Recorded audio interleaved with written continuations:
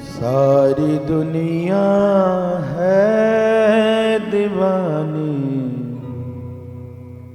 राधा रानी आपकी।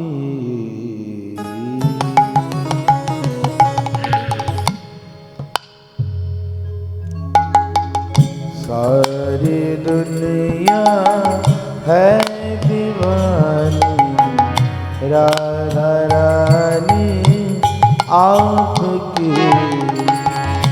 कौन है जिस पर नहीं है।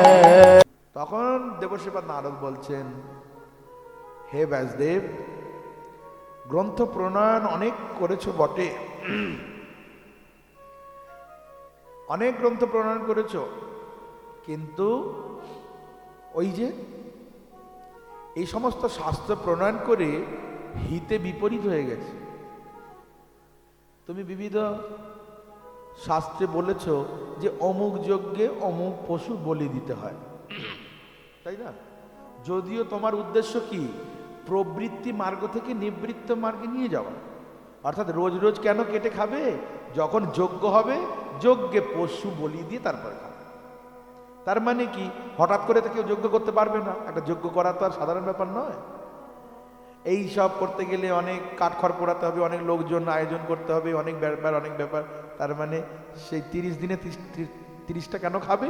অমাবস্যার দিনে যখন বলি দেবে এই একদিন একটা হবে, এটা তোমার উদ্দেশ্য ছিল।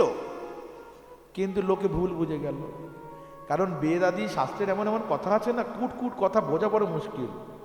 একটা লোক না, সে সম্ভ্রান্ত পরিবারের লোক, প্রতিদিন গরম গরম ফ্যান খেত।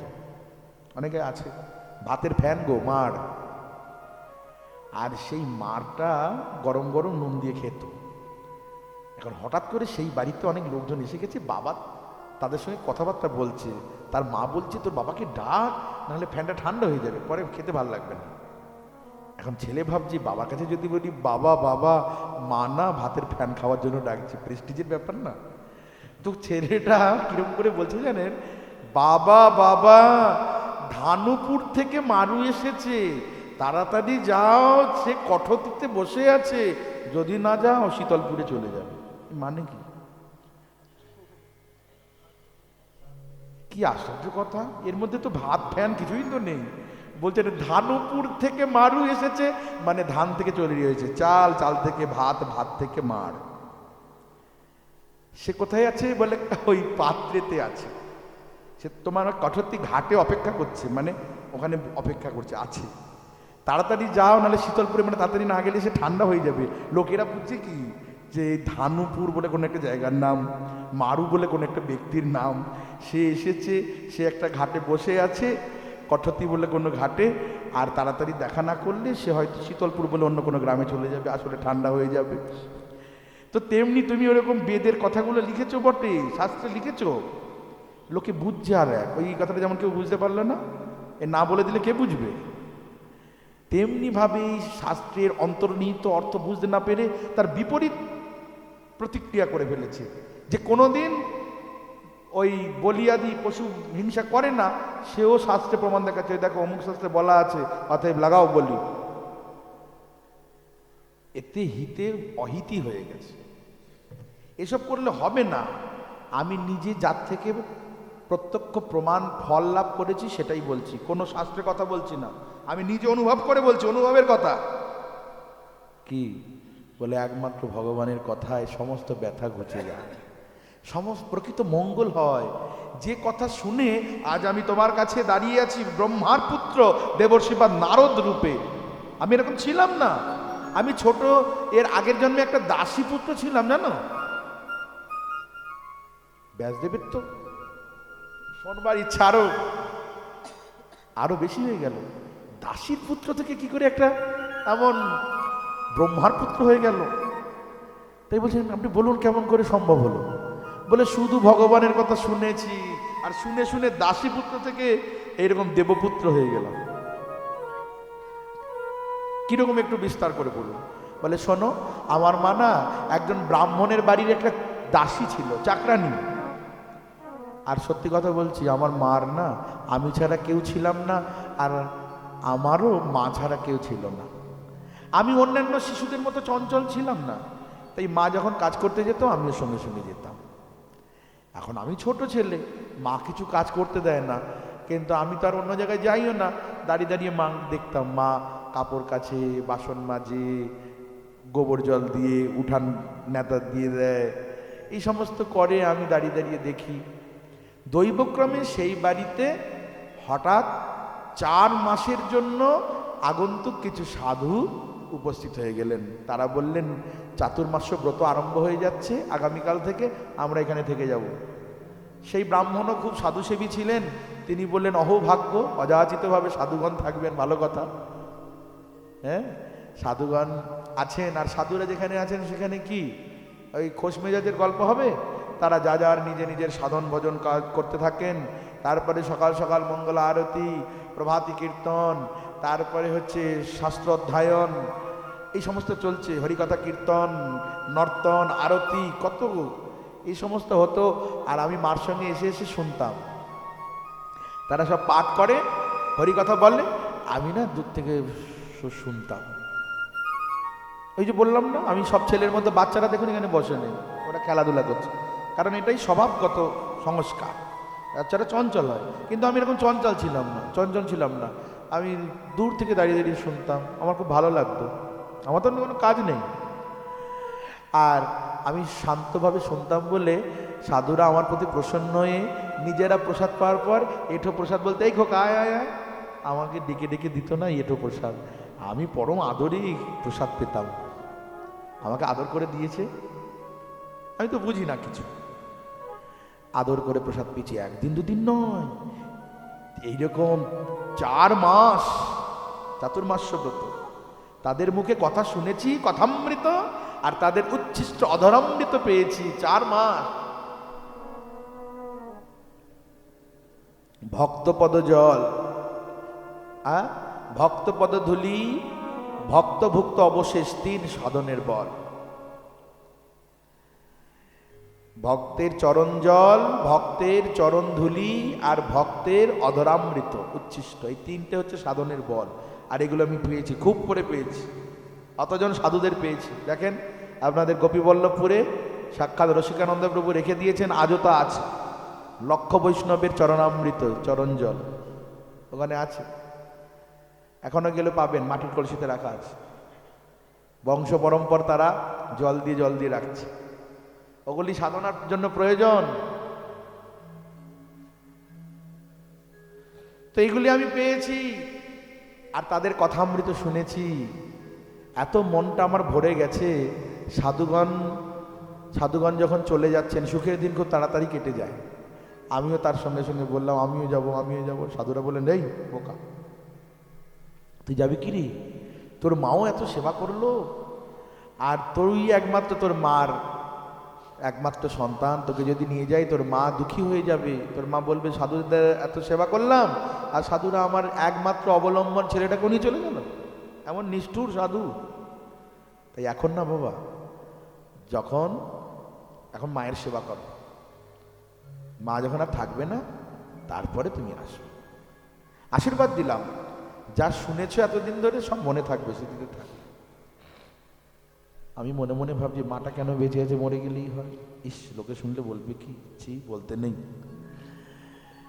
কিন্তু সাধুরা যেসব কথা বলেছিলেন আমি দিনরাত সে কথাই চিন্তা করতাম। হঠাৎ গ্রীষ্মকাল, আমার মা না সেই বাড়ি থেকে দুধ দইয়ে আসছে, প্রচণ্ড ঝড় বৃষ্টি হচ্ছে, আর সেই সময়ে ঘরের কাছে এসে আমার মা চিৎকার করলো, খোকা! আমি চিৎকার শুনে বেরিয়ে এসছি, ঝড় বৃষ্টির মধ্যে বিদ্যুৎ চমকাচ্ছে, দেখি কি মা খোকা খোকা বলতে বলতে মাটির মধ্যে শুয়ে গেছে। বৃষ্টির জল আর বিদ্যুতের আলোতে দেখছি মুখ থেকে ফেনা বেরিয়েছে, শরীরটা নীল হয়ে গেছে। ও মা, মা, মা!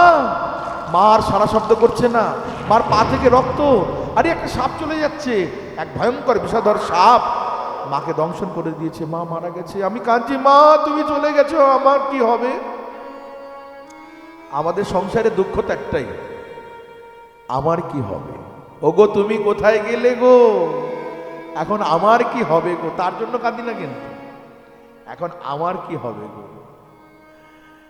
আমাকে কার কাছে রেখে গেলে গো? আর আমার সঙ্গে তুমি এই করেছো গো, এই পুরনো কথাগুলি মনে করবে, এইগুলো এগুলো করেছিলে, এখন কে করবে? এর জন্যই কান্না, স্বার্থের কান্না। যাক, আমি তো এইভাবে কাঁদতে কাঁদতে হঠাৎ আমার মনে পড়ে গেছে, আরে আমি তো বলছিলাম কবে মাটা মারা যাবে। আর যখন মা মারা গেছে, আমার এখন আর কোনো চিন্তা নেই। মায়ের সৎকার আদি সমাধান করে সাধুরা যেই পথ দিয়ে চলে গেছে সেই পথ ধরে আমি চলতে লাগলাম। আমি ছোট ছেলে, অত কি চলতে পারি? চলতে চলতে চলতে চলতে আমি ক্লান্ত পরিশ্রান্ত হয়ে একটা গাছের তলায় বসে পড়েছি। আর নিজের মেরুদণ্ডকে সিধা করে সেই ভগবানের যেমন কথা শুনেছি, তার মুখে মিষ্টি হাসি, তার শঙ্খচক্র গদা পদ্ম আয়ুধ, তার কত আভূষণে অলঙ্কারে সুসজ্জিত শ্রীঅঙ্গ, কিরীটি কুণ্ডলধারী, আকর্ণ বিস্তৃত তার নয়ন যুগল, এই সমস্ত রূপের চিন্তন করছি একটা গাছের তলায় বসে। ওম শান্তকারং ভুজগশয়নম পদ্মনাভম সুরেশম विश्वधारं गगन सदृशं मेघवर्णं शुभंगं लक्ष्मीकान्तं कमलनयनं योगिभिर्ध्यानगम्यं वन्दे विष्णु भवभयहरं सर्वलोकैकनाथम्। আমি তার আভা প্রভা শোভা দর্শন চিন্তন করছি, আর চিন্তন করতে করতে চিন্তনটা এত গাঢ় হয়েছে, অন্তর্যামী অন্তরিতেই আবির্ভূত হয়েছে। আর তার সেই অপরূপ রূপমাধুরী দর্শন করে আমার হৃদয় এত গদগদ হয়েছে। আহা, কেমন দেখতে, কি মিষ্টি ঠাকুর গো তুমি। ওই দেখতে দেখতে হঠাৎ দেখি আর নেই, আমি অন্তরে দেখতে পাচ্ছি না, ভাবলাম চোখ খুলে দেখতে পাবো কিনা, চোখ খুলে দেখি তাকাও, সেখানেও দেখতে পাই না। আমি অমনি কাঁদতে লেগেছি, ছোট ছেলে, আমি আর কত আর বয়স। ও ঠাকুর, তুমি একবার দেখা দিয়ে আবার কোথায় চলে গেলে, একবার দেখা দাও। ও ঠাকুর, তুমি কোথায় গেলে, একবার দেখা দাও। আমি এমন করে কাঁদছি, হঠাৎ আকাশবাণী হলো, বৎস, এই জন্মে তুমি আর বেশি দেখা পাবে না, তোমার তো দেখবার এখনো সেই যোগ্যতাই হয়নি, দীক্ষাই তো হয়নি, কিন্তু তথাপি তোমাকে এক ঝলক দর্শন করালাম। কেন জানো? সাধুরা যে কথা বলেছে সেটা মিথ্যা নয়, সেটা সত্য, সেটা জানানোর জন্য, চাখানোর জন্য, টেস্ট করানোর জন্য। আহা, কেমন দেখতে ঠাকুর। আমি সেই বাকি জীবনে যে কটা দিন ছিল সেই চিন্তন করছি নিরন্তর, চিন্তন করতে করতে করতে করতে, আর ইয়ং ইয়ং বাপি স্মরণম তেজত্তন্তে কলেবরম, যেমন যেমন চিন্তা করতে করতে তোমার মৃত্যু, তেমন তেমন তো গতি, যা মতি তা গতি। তো সেই জন্য অন্তে ভগবানের স্মৃতি থাকার কারণে আমাকে ভগবানের প্রিয় ভক্তরূপে জন্মগ্রহণ করিয়ে দিলেন প্রভু। আমি ব্রহ্মার মানসপুত্র রূপে জন্মগ্রহণ করলাম। আর শুধু জন্মগ্রহণ করলাম না, কি হলো না, ভগবান প্রসন্ন হয়ে তার প্রিয় বীণাটা আমাকে দিয়ে দিয়েছেন। প্রিয় জিনিস কাকে দেয়? যে প্রিয়জন তাকেই। আমাকে বীণাটা দিয়ে দিয়েছে, আর এই বীণাটা নিয়ে আমি দেবতা, দানব, মানব, স্বর্গ, মর্ত, পাতাল, কোথাও আমার যেতে বাধা নেই। ভূলোক, গোলোক, দুলোক, সর্বলোকে আমি বিচরণ করি। বললেন আমাকে এই বীণাটা দিয়েছে, এই বীণাটা সবসময় বাজাই, আমি সর্বত্র বিচরণ করি, সর্বত্র গান গাই, এই বীণা বাজিয়ে।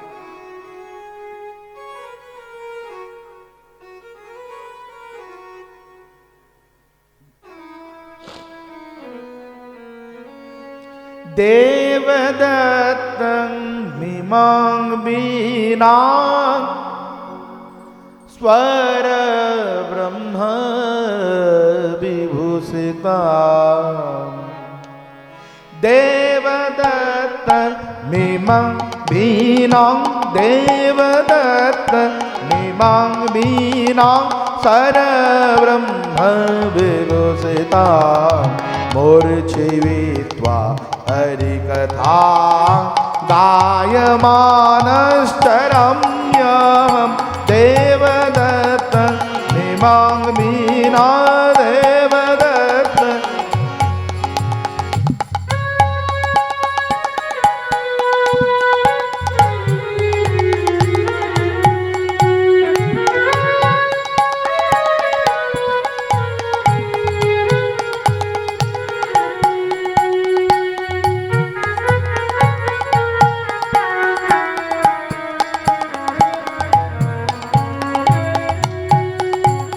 এই বিনার মূর্ছনায় আমি ত্রিভুবনকে মূর্ছিত করে দিতে পারি, এমন প্রিয় এই বিনা।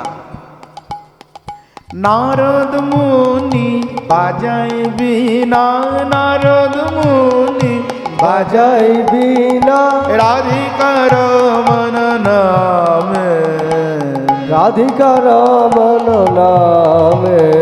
নাময়মনি উদিত হয়, রাম মনি উদিত হয়। ভকত গীত সামে নারদ মুনি বাজাই বিনা রাধিকার মন নামে।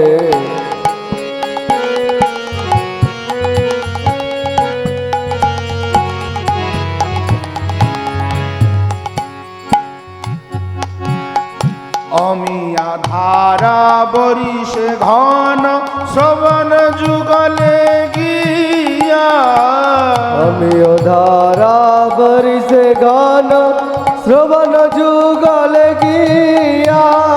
ভকত জন সঘনে নাচ ধরিয়া আপন হিয়া, ভকত জন সঘন নাচে ভরিয়া পন হেয়া।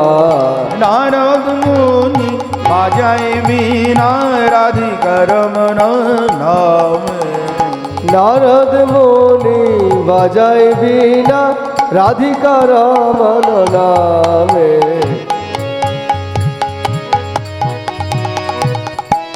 बोलो देवर्षि नारद जी महाराज की।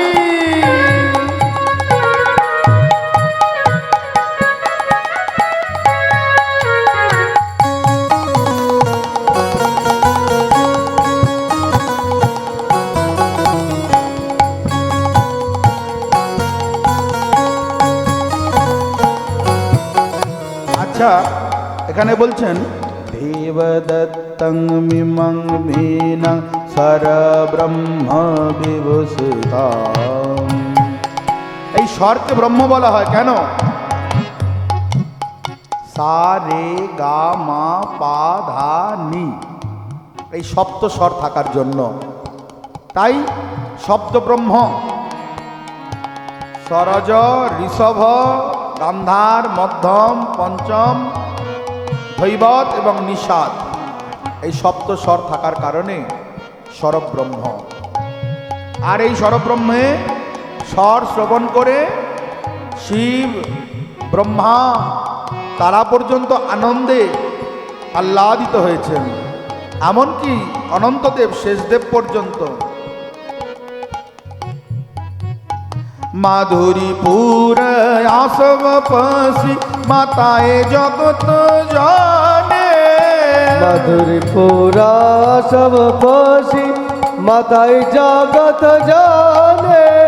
কেহ বা কাঁদে কেহ বা নাচে কেহ মাতে মনে মনে, কেহ বা কাঁদে কেহ বা নাচে কেহ মাতে মনে মনে।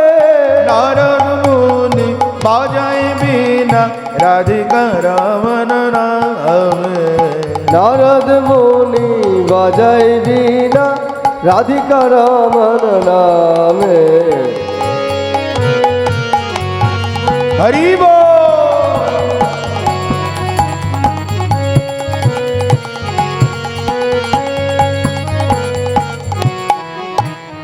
পঞ্চবদন নারদ ধরি প্রেমে সঘন রো, পঞ্চবদন মহাদেব প্রেমের সঘন রো। কমলাসন নাচিয়া বলে বল হরি হরি বল। কমলাসন কমলাসন হচ্ছে ব্রহ্মা। বল বল হরি বল।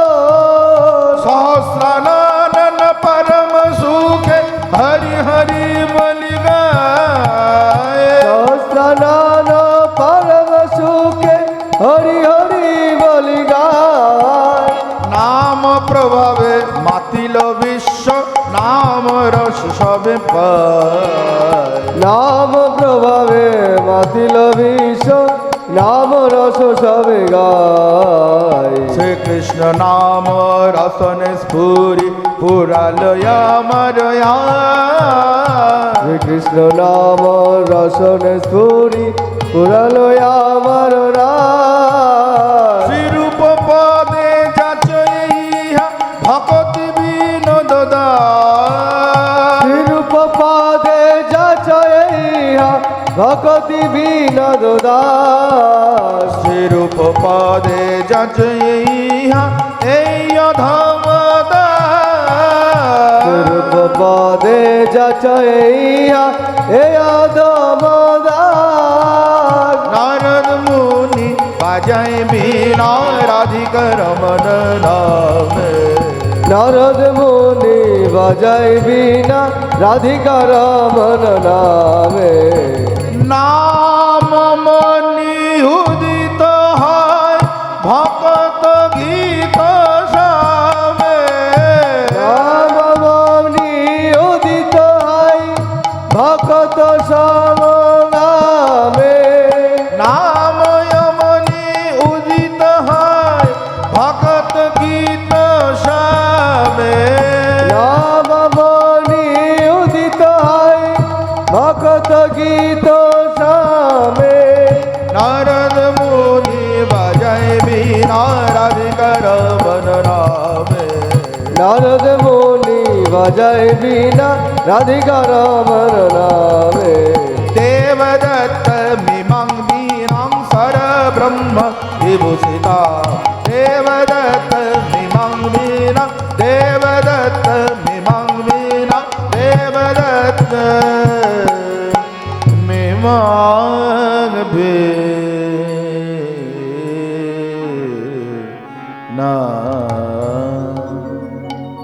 बोलिए श्री ब्रह्मा जी महाराज की जय। बोलिए देवर्षि नारद जी महाराज की जय।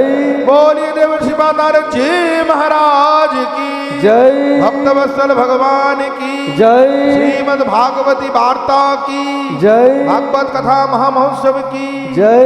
बाबा सिंधु प्लव दृष्ट हरिचर्यानु বর্ণনম। তাই বলছি, হে ব্যাসদেব, এই সংসার রূপী সমুদ্রকে অতিক্রম করতে গেলে সমুদ্র বা কোনো নদী এপার থেকে ওপারে যেতে গেলে যেমন একটা তরণী দরকার, নৌকা দরকার, তেমনি হরি কথা, এই ভাগবতী কথাই হচ্ছে একমাত্র প্লবক, তরণী, নৌকা।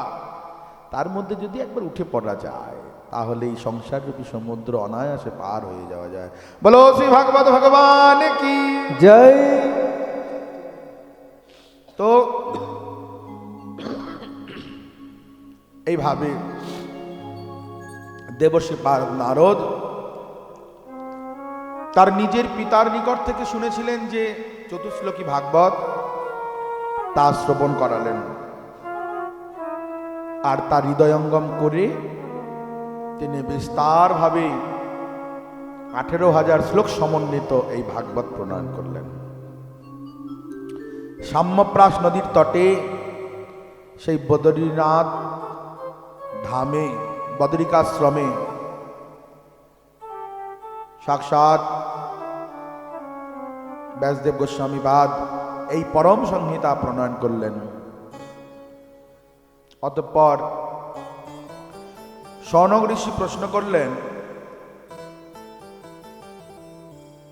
নারদ মুনি তো সেখান থেকে চলে গেলেন, তারপরে কি হলো? ব্যাসদেবের কাছ থেকে তো বিদায় নিয়ে চলে গেলেন, তারপরে কি হলো? দেখুন, কথা কোথায় ছাড়ছে কোথায় ধরছে সব মনে রাখতে হবে শ্রোতাকে। কারণ জানেন, শ্রোতা টেনশন অত নেই, শ্রোতা চুপচাপ বসে থাকে। তাই শ্রোতা হচ্ছে জমিদারের জন্যই বলা হয়েছে, আর বক্তা হচ্ছে চৌকিদার। ও অনেক টেনশন, কটা বাজলো, কে ঘুমিয়ে পড়ে গেল, কজন চলে যাচ্ছে, রান্না কদ্দূর বাকি, এসব কত টেনশন রাখতে হয়। আর শ্রোতা বসে বসে শুনবে, খালি মনে রাখবে কোথায় কথা বলা শেষ হয়েছে, কোনটা বাদ দিয়ে চলে গেল, সব টনটনে জ্ঞান শ্রোতারই থাকে। তাই শ্রোতা হলো এক, বক্তা হলো দুই। তো বলছেন আপনি বলুন, দেবশিবা নারদে চলে গেল, তারপর কি হলো? তখন বর্ণনা করতে গেলেন, বর্ণনা করছেন যে সরস্বতী নদীর পশ্চিম তটে সাম্যপ্রাস নামে একটি আশ্রম আছে। মহামুনি ব্যাসদেব গোস্বামী পাদ তিনি সেই আশ্রমে, অনেক বদরি বৃক্ষ আছে। বদরি মানে বয়ের, বরই মানে কুল, কুল গাছ। বাংলাদেশের লোকেরা বরই বলে, আর বদরি ভালো শব্দে। কুল গাছ আছে, কুল গাছে পূর্ণ, সেই জন্য বাদরায়ণ, ব্যাসদেবের নাম হলো বাদরায়ণ, আর তার পুত্র সুখদেবের নাম হলো বাদরায়ণী। অনেক অনেক জায়গায় ভাগবতে দেখা যাবে বাদরায়ণী উবাচ। বাদরায়ণী বলতে সুখদেব গোস্বামী, আর বাদরায়ণ হচ্ছে ব্যাসদেব। তো তিনি এই জীবের কষ্ট থেকে মুক্তি পাওয়ার জন্য এই পরম সংহিতা শ্রীমদ্ ভাগবত রচনা করলেন, যা শ্রবণে জীবের হৃদয়ে সাক্ষাৎ ভগবান আবির্ভূত হয়ে যায়, যা স্মরণে, যা কীর্তনে। অতঃপর সুখদেব গোস্বামী পাদ, সুত গোস্বামী চরণ বলতে লাগলেন যে এই ভাগবতের প্রথম যেখান থেকে শুরু সেখানের কথা। ইয়াদামৃধে কৌরব সিঞ্জয়ানা বীরেশ্বথো বীরগতি গতেষু ব্রীকতর বিদগ্ধ গদাভিমর্ষ ভগ্নরুদণ্ড ধৃতরাষ্ট্র পুত্রে। এমন এক ভাগবত না, আত্মারাম মুনির মনকেও আকর্ষণ করে। আত্মারাম মানে যিনি আত্মাতেই রমণ করে, যাকে আনন্দ পাবার জন্য দ্বিতীয় বস্তু বা ব্যক্তির কোনো অপেক্ষা রাখে না যিনি, তিনি হলেন আত্মারাম। বলে এমন জনের মনকে টেনে নিয়ে আসে, গৃহীত চেতা, আকর্ষণ করে নিয়ে আসে। কৃষ্ণ শব্দের অর্থ কি? বলে কর্ষয়তি ইতি কৃষ্ণ। এদেশের লোকরা কি বলে? লগা বলে না? না, লগা না, আকর্ষি বলে, আকর্ষি। গাছ থেকে পারার জন্য আকর্ষি, আকর্ষিত। বাংলাদেশের লোক বলে লগা। তো সেই আকর্ষি দ্বারা আকর্ষণ করে, তাই দূরের বস্তুটিকে কাছে আনা যায়। তেমনি প্রত্যেকটি জীবকে নিজের দিকে আকর্ষণ করেন বলেই তিনি হলেন কৃষ্ণ। আর সেই কৃষ্ণ কথার এমন জাদু, এমন মধু, যে আত্মারাম মুনির মনকে পর্যন্ত হরণ করে নিয়ে আসে। আর হরির নাম রূপ গুণ লীলারই এমনই মহিমা।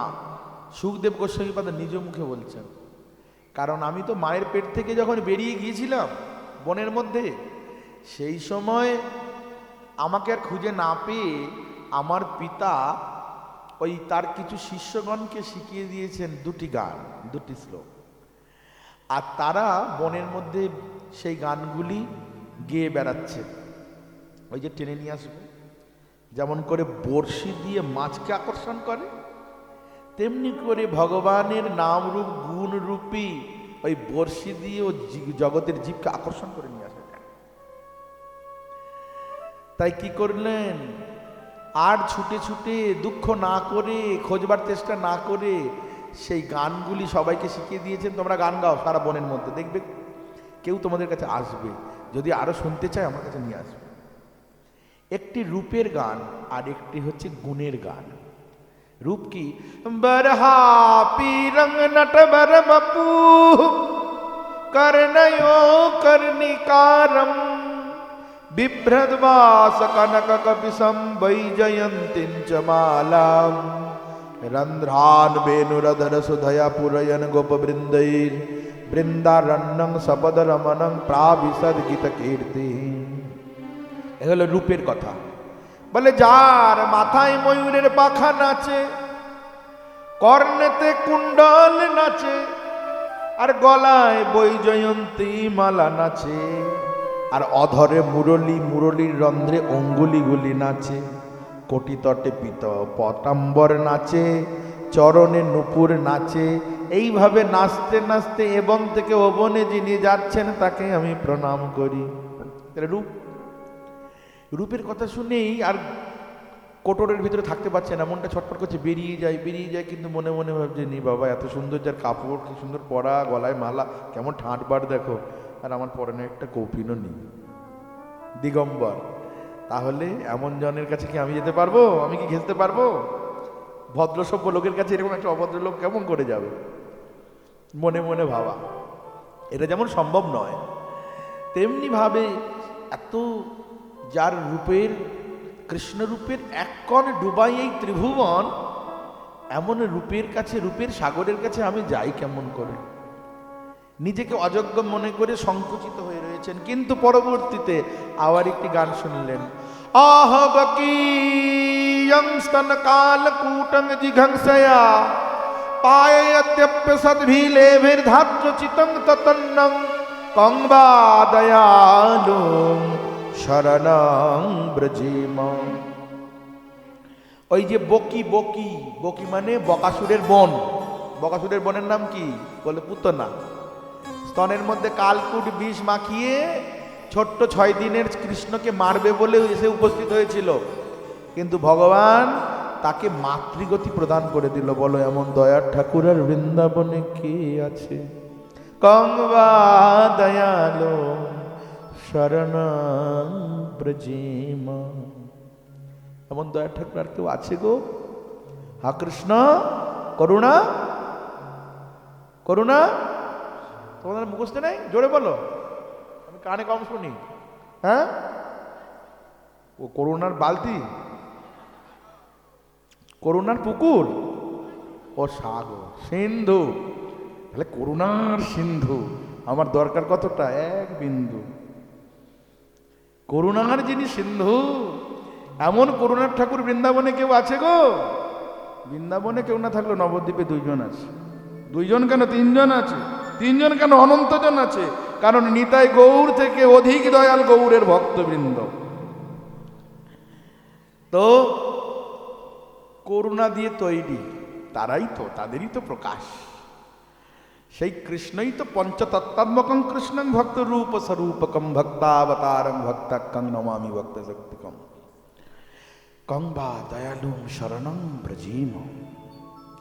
যখন দয়ার কথা শুনেছেন, কোথায় রইল আর সেই জ্ঞান? পরনে কাপড় আছে কি না আছে? ছুটে গিয়ে বলছে আরো শোনাও গো, আরো শোনাও। এমন জনের কথা বলছেন আমরা তো আর জানি না, ওই যে একজন শিখিয়েছে তিনি জানেন। দেখছে তো সেই ব্যক্তি, চলো চলো আমাকে নিয়ে চলো। দেখে কি এই তো সেই ব্যক্তি যে আমার পিছনে ছুটে আসছিল পুত্র পুত্র বলে। চরণে পড়লেন, আমাকে আরো শোনান বলে। শোনাবো বলেই তো ছুটছিলাম, বসো আমার কাছে। আমাকে শুনিয়েছে 18,000 শ্লোক। আর সেই ঘটনার উদ্রেক হলো কোথায়? বলে কৌরব আর পাণ্ডবের কিছু অঙ্ক আছে না, লেজামুড়ো অঙ্ক বলে, মানে শেষ থেকে শুরু করতে হয়। বলে শেষ থেকে শুরু না করলে ধরা যাবে না, স্প্রিং এর মতো। শেষ কি? বলছে কৌরব আর পাণ্ডবের মধ্যে মহাভারতের মহাযুদ্ধ, সেই কুরুক্ষেত্র ধর্মক্ষেত্রে।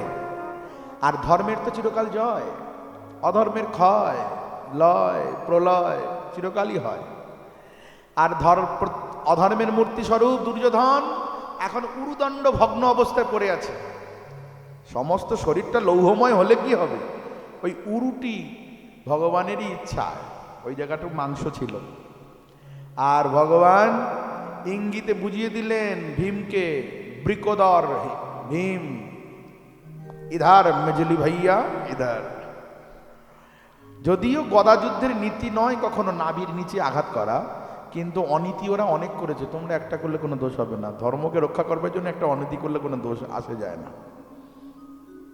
আর তোমার প্রতিজ্ঞাও ছিল, যেই উরুর মধ্যে বিবস্ত করে দ্রৌপদীকে বসাবে বলেছিল, সেই উরুটা তুমি ভগ্ন করবে, এটা প্রতিজ্ঞা তুমি করেছিলে। তোমার প্রতিজ্ঞার কথা ভুলে গেছো? মনে করিয়ে দিয়েছে। গদার প্রহারে উরুটাও ভেঙে দিয়েছে। এখন ওই ক্ষতবিক্ষত রক্তাক্ত অর্ধমৃত প্রায় এই অবস্থায় বহু মৃতের সঙ্গে পড়ে আছে। কারণ কৌরবের অনেক মরা দেহ পড়ে আছে সেখানে। শিয়াল কুকুরে টানাটানি করছে। দিনের বেলা যুদ্ধ হয়, আর রাতের বেলা তো আর যুদ্ধ নেই। আর যুদ্ধের শেষ পরিণতি হয়েছে এই উরুদণ্ড অবস্থায় দুর্যোধন পড়ে আছে, আর জয়লাভ করেছে পঞ্চপাণ্ডব। তারা আনন্দে আতিশায্যে নিজ শিবিরে আনন্দ উৎসব করছে। কত বাজি ফুটছে, কত খাবার দাবার চলছে, কত আনন্দ। এতদিনের পরিশ্রম সার্থক হয়েছে। এদিকে এই দুষ্ট দুর্যোধনের পক্ষে অর্থাৎ কৌরবদের পক্ষে আরো কিছু জন ছিল। তার মধ্যে একজন, তার নাম অশ্বত্থামা। ওই রাত্রির ঘুটঘুটে অন্ধকারে নিজের প্রাণ নিয়ে পালিয়ে বেঁচে আছে একটা গাছের তলায়। এমন সময় দেখে সেই গাছের কোটর থেকে পেঁচা বেরিয়েছে, আর পেঁচা বেরিয়ে ঘুমন্ত কাক, রাত্রিবেলা কাক চোখে দেখে না, রাত কানা, আর সেই কাক এমনি অভিশাপের কারণে কাক একটা চোখে দেখে, একটা চোখে দেখতে পায় না, এক চোখ কানা। তাতে আবার রাতের বেলা সেই চোখেও দেখে না। আর সেই সময় কি হয়েছে, এই অভিশাপটা দিয়েছিল সীতা দেবী। এই অভিশাপের স্থল দেখতে গেলে চিত্রকূটে যেতে হবে। ইন্দ্রের পুত্র কাকের রূপ ধারণ করে এসে মা সীতার চরণে ঠক্কর মারতে এসেছিল। সেই সময় অভিশাপ দিয়েছিল এই কাক জাতিটা দেখবে না এক চোখে। আবার সে রাতে দেখে না, আর পেঁচা রাতেই দেখে, দিনের বেলা দেখে না। পেঁচা কোটর থেকে বেরিয়ে এসেছে, আর বেরিয়ে এসে ওই কাকের বাসায় হামলা করলো। কাকগুলোর বাচ্চাগুলোকে, কাকগুলোকে ঘাড় কেটে কেটে, মাথা কেটে কেটে ফেলে দিচ্ছে। শক্তিতে কিন্তু কাকেরও কম শক্তি নেই, পেঁচার সঙ্গে যে পারবে না তা নয়, কিন্তু দেখতে পায় না তো কার সঙ্গে লড়াই করবে। সেই বুদ্ধিটা কাক খাটালো। কাক উল্লুকের ন্যায় বলা হয় এটাকে। সেই বুদ্ধি খাটিয়ে ওই মৃতপ্রায় দুর্যোধনের নিকটে এসেছে অশ্বত্থামা। অশ্বত্থামাকে বলতে লাগলো, মহারাজ, আপনি মৃত্যুকালে একটু আনন্দ করে যান। কেন বা কাটা ঘাই এত নুনের ছেটা দাও? কিসের আর মহারাজ, কিসের যুবরাজ? শোনো, যুদ্ধে এক পক্ষের জয়, অপর পক্ষের পরাজয়টা নিশ্চিত। তাই যুদ্ধেতে পরাজিত হয়েছি বলে মনে দুঃখ নয়, একটা দুঃখ নিয়ে মরছি, এটাই আমার বড় দুঃখ। সেটা কি? বলে আমরা 100 ভাই ছিলাম, এখন একটাও নাই, এই তো একটু পরে আমিও মরে যাব। আর ওরা 5টা ছিল, 5টাই আছে, এটাই বড় দুঃখ। 5টার মধ্যে একটা মরতো, মনে শান্তি পেতাম, একটাকে তো মেরেছি, ওরা 5টায় 5টা, আর আমরা 100টা একটাও নেই, এটাই বড় দুঃখ। বলে 5টার মাথায় এনে দেবো, আপনি মৃত্যুকালে হাসতে হাসতে মৃত্যুবরণ করবেন। বলো কি? যদি সম্ভব হবে তাই। কি করে পারবে? এত এত রথী মহারথী, তারা কেউ পারলো না, তুমি কি করে পারবে? বললেন, সোজা পথে না গিয়ে আমি বাঁকা পথে করবো। যেমন ভাবে হোক, ওদের সঙ্গে আর কোনো নীতির প্রয়োজন নেই, যেমন করে হোক নিয়ে আসো 5টার মাথা। ওদিকে রাত্রে আনন্দের উৎসবে সবাই তো একেবারে মুখরিত, আনন্দ মহল চলছে সেখানে। আর পঞ্চপাণ্ডবের 5 পুত্র, দ্রৌপদীর গর্ভজাত, একেবারে দেখতে পঞ্চপাণ্ডবেরই মতো। যুধিষ্ঠিরের পুত্র, তার নাম প্রতিবিন্ধ। এই 5 জনই কিন্তু দ্রৌপদীর গর্ভ থেকে জন্মগ্রহণ করেছে। ভীমের পুত্র শ্রুতসোম, অর্জুনের পুত্র শ্রুতকীর্তি, নকুলের পুত্র শতনিক এবং সহদেবের পুত্র শ্রুতসেন।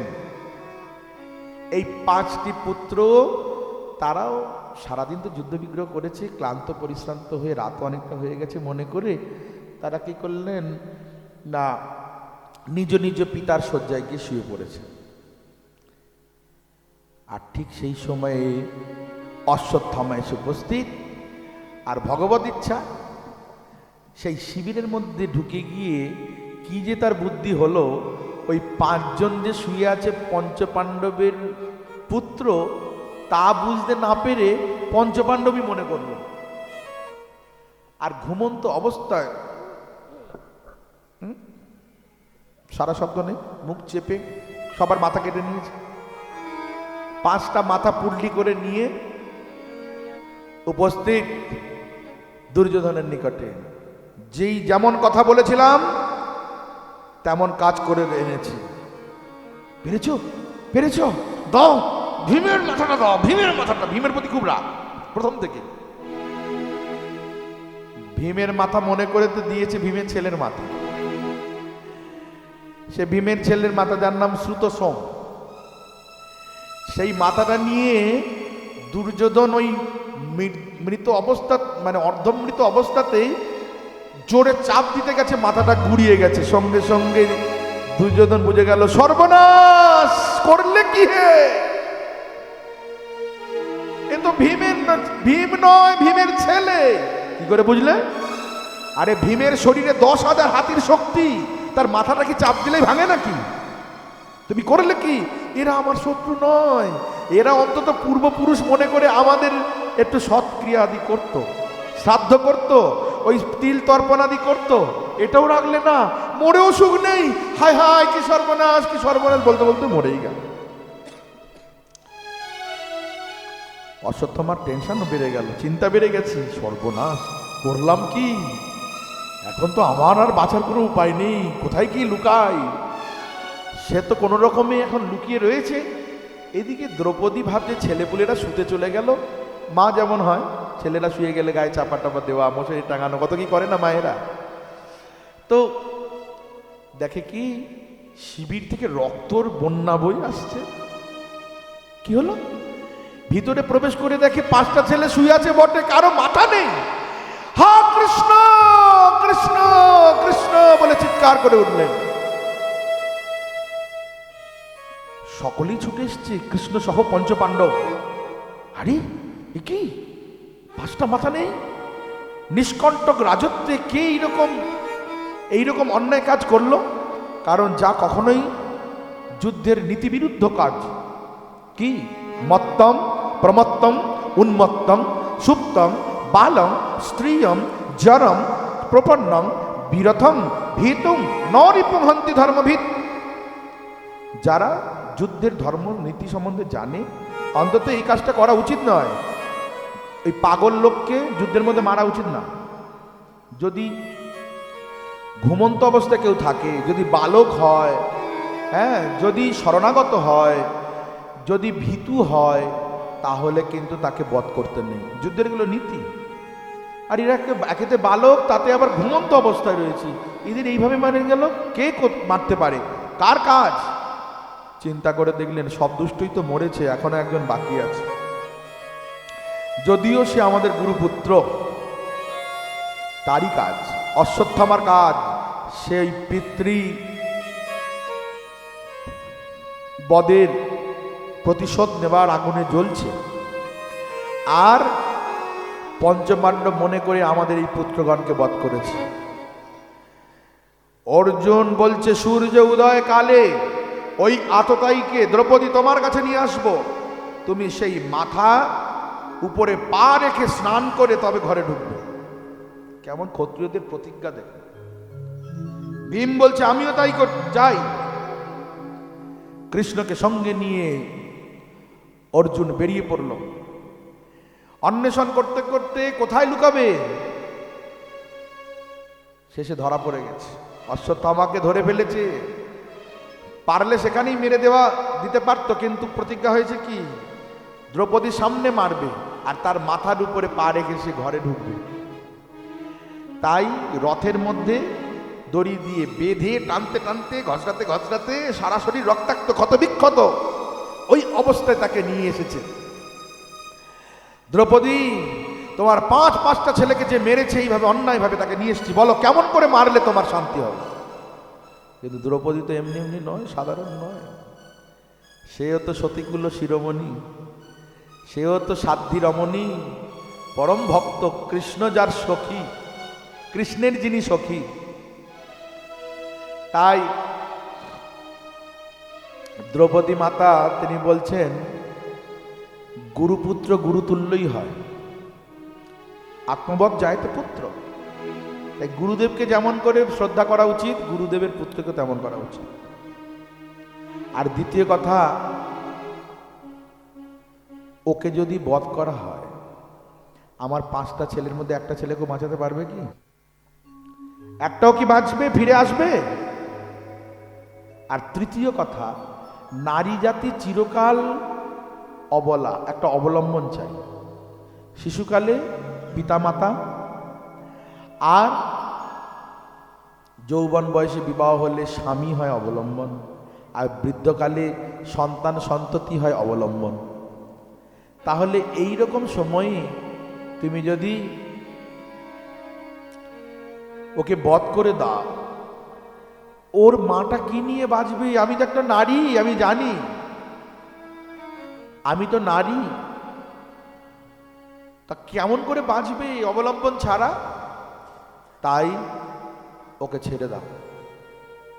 কত বড় ক্ষমাগুণ, কত বড় ক্ষমাগুণ! যেই কারণে এমন ভগবান তার ভক্তিতে প্রসন্ন, বস্ত্ররূপে অবতীর্ণ হয়েছেন এমনি এমনি। তো অবশেষে অর্জুন বিপদে পড়ে গেল। আমি যে প্রতিজ্ঞা করেছি, প্রতিজ্ঞার কি হবে? এখন যখনই বিপদে পড়ে যায় তখনই তো ভগবানের চরণে শরণাপন্ন হয়। ওই যে যাদের সঙ্গে যুদ্ধ করতে হবে তারাই তো আমার আত্মীয়।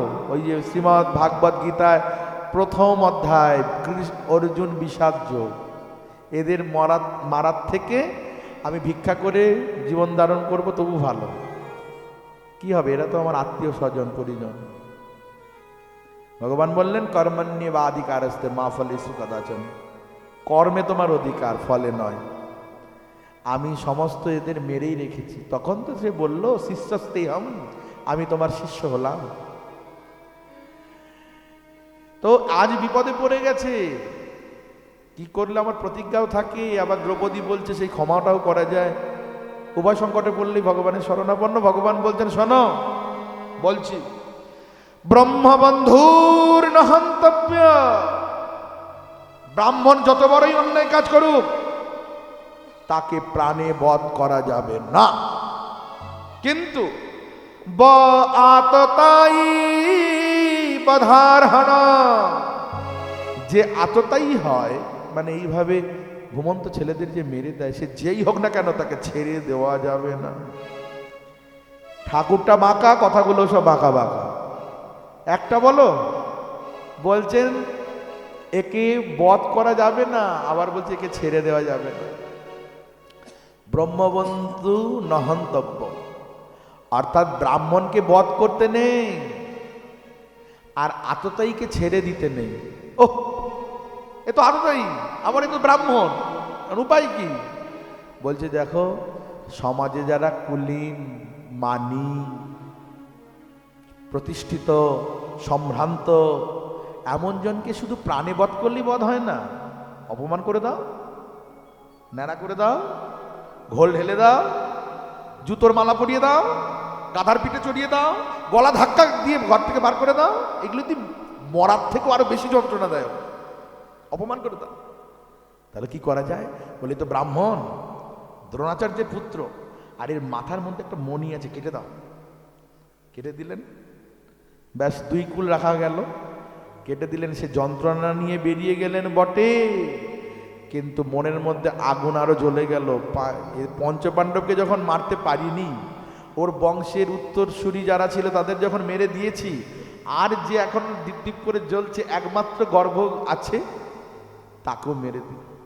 এই মনে করে তার অন্তিম যে অস্ত্র এবং সম্মানীয় অস্ত্র, তার একটা বিশেষ সম্মান আছে এই অস্ত্রটা, তার নাম ব্রহ্মাস্ত্র। সেই ব্রহ্মাস্ত্র নিক্ষেপ করলেন। কাকে?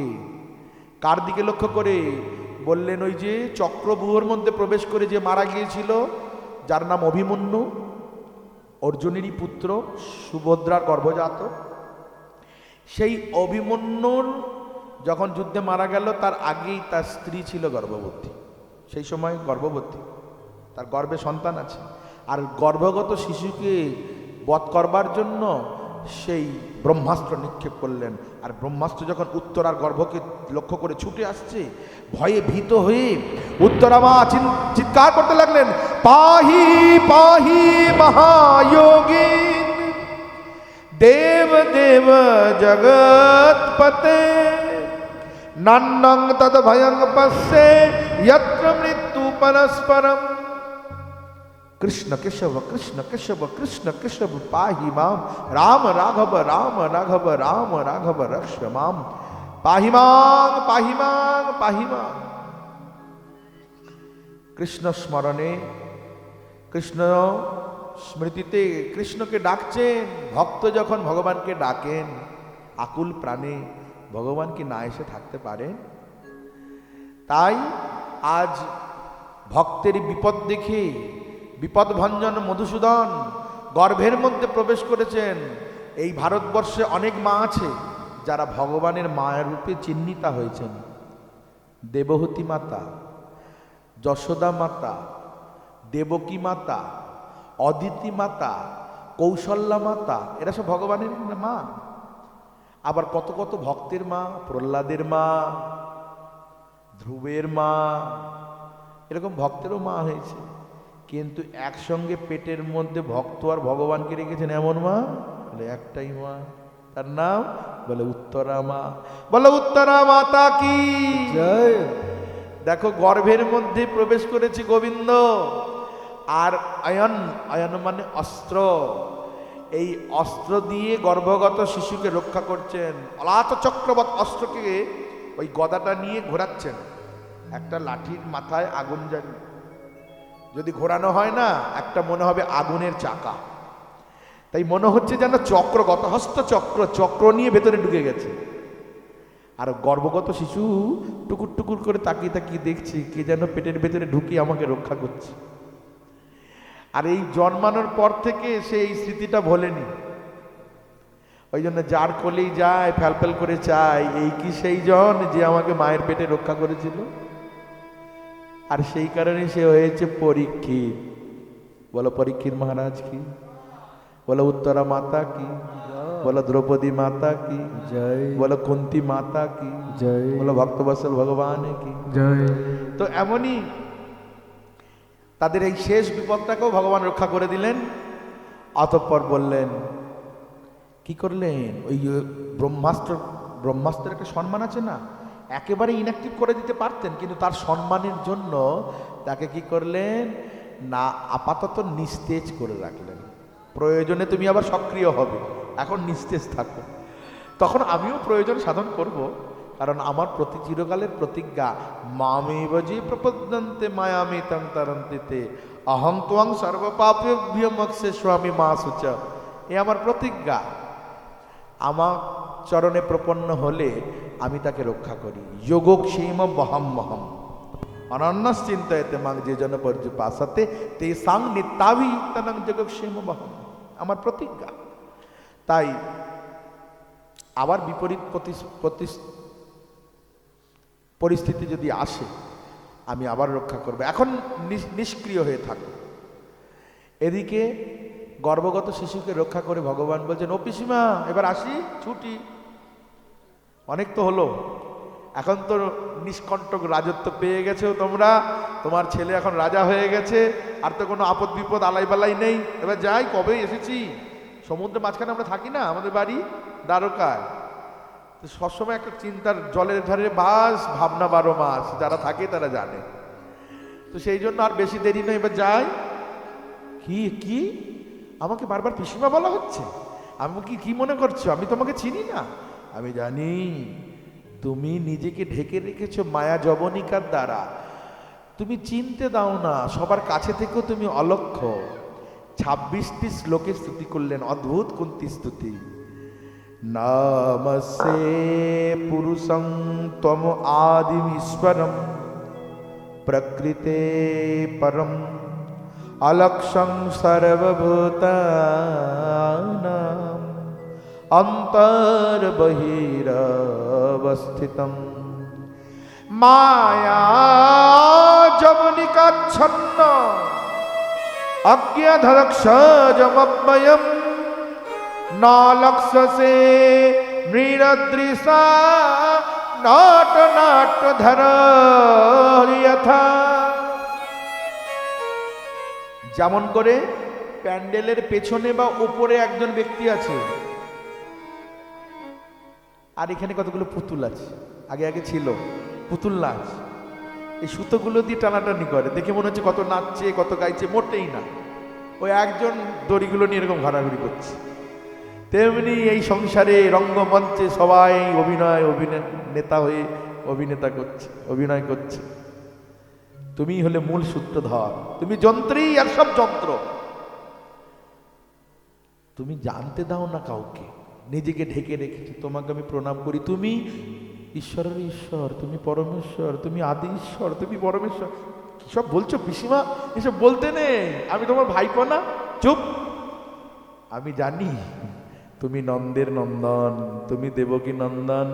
কৃষ্ণায় বাসুদেবায় দেবকী নন্দনায় চ নন্দ গোপ কুমারায় গোবিন্দায় নমো নমঃ। এই একটি প্রামাণিক শ্লোক, যেই শ্লোকে প্রতিপন্ন হয় যে কৃষ্ণ শুধু বসুদেবের পুত্র নয়, সে যে নন্দেরও নন্দন বটে। সে কথা আমাদের কাছে ক্লিয়ার হয়ে যাবে, পরিষ্কার হবে ক্রমে ক্রমে। এ জগতে এমন কোনো বস্তু নেই তোমার সঙ্গে তুলনা দেব, তবে না পদ্ম ফুলটা বেশ দেখতে সুন্দর। তাই নমো পঙ্কজ নাভায় নম পঙ্কজ মালিনে নম পঙ্কজ নেত্রায় নমস্তে পঙ্কজাঙ্গ্রহে। চোখগুলো পদ্মের মতো, হাতগুলো পদ্মের মতো, চরণটা পদ্মের মতো, নাভিটা পদ্মের মতো, গলায় পদ্মের মালা। তোমাকে প্রণাম করি। এইভাবে প্রণাম করছেন। বলছে যদি চলেই যাবে, তোমাকে আর আটকে রাখার ক্ষমতা কি আছে? তো যাওয়ার আগে একটা কাজ করো না। কি বলো পিসিমা? বলে যাওয়ার আগে না আর কটা বিপদ দিয়ে যাও। সেই ছোটবেলা থেকে বিপদ ভোগ করতে করতে তোমার বিপদের নেশা লেগে গেছে না? অনেকে হয় না, যেটা সবসময় যেটা নিয়ে থাকে সেটারই ইচ্ছা হয়, ওটাই থাকো। সেই ছেলেবেলা থেকে কুমারী অবস্থা থেকে বিপদকে মাথায় নিয়েছে। দুর্বাসা প্রসন্ন হয়ে বর দিয়েছেন, যাকে ডাকবে সেই এসে যাবে। অস্তগামী সূর্যকে দেখে মনে পড়ল দেবতার কথা, ঋষির কথা সত্য কিনা একটু প্রমাণ করে দেখি। কুমারী অবস্থায় যাচাই করতে গিয়ে সাক্ষাৎ সন্ধ্যাবেলায় সূর্য এসে উপস্থিত, মানে গোধূলি বেলায়। সূর্যদেব বললেন, আমাকে ডাকলে কেন দেবী? বলেন, না না, আমি ওই ঋষির কথাটা সত্য কিনা যাচাই করবার জন্য ডেকেছি। বলে, দেবতার দর্শন কখনো বিফলে যায় না, বলো কি বর চাই? বলেন, আমি কিছু বর চাই না। আপনি জান না, কিছু বর তো নিতেই হবে। কি? বলে, এই তোমাকে সন্তান দিলাম। কুমারী অবস্থায় সন্তান আমি জগতের কাছে বলবো কি? আমি বিপদে পড়ে গেছি, সেই ছেলেকে ভাসিয়ে দিয়েছি যে ছেলের নাম কর্ণ। বিপদ কি কম? একটা নারীর কুমারী অবস্থায় যদি সন্তান হয়, তা কি যে সমাজে বাঁচা যায়। আর এখনকার তো কেউ কারো ধার ধারে না, কিন্তু তখন তো একটা সমাজ ব্যবস্থা ছিল না। কি অবস্থা সেই সময় বিপদ। তারপরে বিপদ কত বলবো, যে যত বড় ভক্ত না তার বিপদও তত বড় বড়। আমাদের সামান্য কিছু না, আস্তে আস্তেই যদি এরকম হতো না, ঠাকুরকে বললাম তল্পি তল্পা নিয়ে জলে ভাসিয়ে দেবো, তুমি ঠাকুর তোমার জায়গায়, আমি থাকলাম আমার জায়গায়। একটু কিছু হলে তুমি আমার এত বড় সর্বনাশ করলে, ঠাকুরের যেন দায় পড়েছে আমার সর্বনাশ করার জন্য।